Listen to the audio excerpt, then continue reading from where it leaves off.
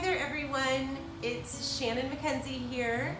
I am your Ms. AGRA 2020-21 and I'm also the Executive Assistant for Virtual Arizona Pride.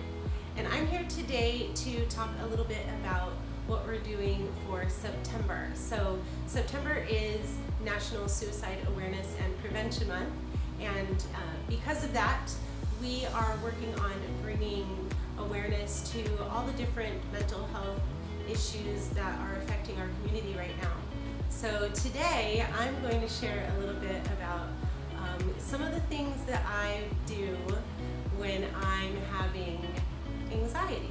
So a lot of you might not know this, but I actually do have anxiety, and it's challenging when you work in the entertainment industry to cope with anxiety because it creeps up in so many different ways. And now with the climate of the world and all of the challenges facing everyone every day, I know a lot of you out there are experiencing anxiety for the first time, or maybe depression, or any number of different ailments that might come with all of this uncertain territory that we're navigating. So here's what I do, okay? So I have a lot of things, and these are just some simple things. So first, when it comes to being anxious, I usually feel it in my body before I recognize what's going on. And one thing I've noticed while we've been kind of on lockdown is that I get these stomach aches. So I found a heating pad. Here's my heating pad, and I just put it on my stomach when I get those nerves. And I just kind of, now one warning about heating pads, you need to be careful and follow all the directions. There's so many warnings and directions when you buy a heating pad. But I got mine at Walgreens. They have lots of different ones. I got this one because it's soft, and I like soft things. So that's my first one. I use a heating pad when I get a stomach ache from anxiety. Another thing is, you can see I have soft pillows here. I'm a very tactile person, so I have soft pillows, and I always have a blankie. This is one of my blankies. I know I'm a grown woman with blankies, but especially during the lockdown, I've been like, whatever makes me feel better, that's healthy and it's not hurting anybody, then it's fine. So I have a blankie in every room, and this is one of my favorites. Sometimes it'll make a cameo in some of my pictures, so look out for that little Easter egg. And I also do, as you can see, I have this Christmas tree behind me. This Christmas tree is actually year-round, and I decorate it for whatever I feel. So this is actually my COVID tree because I didn't want to celebrate any holidays like I normally would. And so I took all the earrings and bracelets that I would not normally, or that I would normally be wearing, out. And because I couldn't go out, I put them on the tree, and then I just put some natural accents on there. And it's so funny because the glow of the Christmas tree has always made me feel like just this special happiness feeling. I don't know what it is. And so surprisingly enough, the Christmas tree is actually one of or the holiday tree, whatever it is one of the things that I use in my environment to make me feel calm and serene and just more comfortable.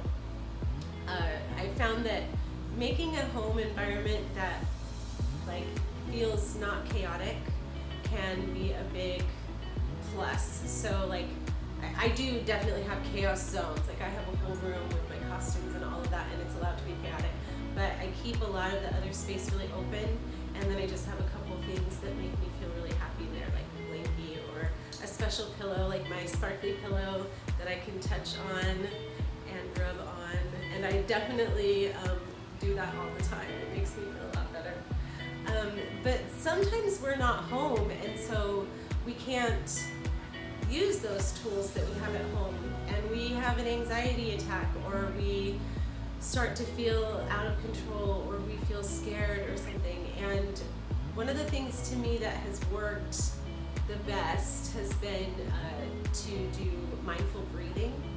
And so mindful breathing, there's a lot of different ways you can do it. I have a simple one where you just breathe in for 4, you hold a count, and then you exhale for 4 and hold a count.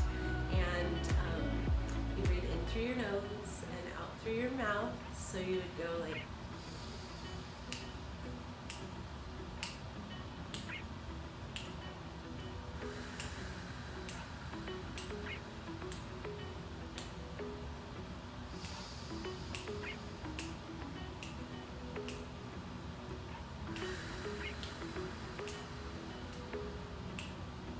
what's funny is I can tell I'm even having a little bit of anxiety right now because I'm making a video, and so I could tell it was harder for me to even just do that exercise now. And you know, as you do that, I do that. Sometimes I'll hold my stomach and I'll just start doing the breathing. Like if I'm in a shopping situation and I'm waiting in line and whatever is happening around me, like that's definitely a time where I might be doing that mindful breathing. And it seems simple, but sometimes when our mind or our emotions are doing something that feels out of control, finding control in the body helps guide the mind and the emotions back to a more centered place. You know, it works both ways.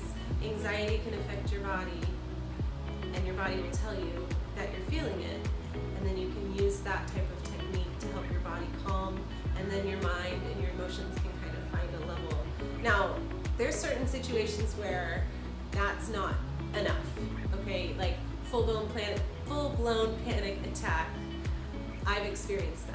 I know that the breathing wasn't gonna help me, and someone saying calm down was definitely not gonna help me. And those are times when I fortunately was able to reach out to professionals who could give me more guidance on that. And that's what I would encourage you all to do. So if you are experiencing anxiety that isn't easily helped by these small little adjustments, then it's time to maybe talk to someone or call a helpline.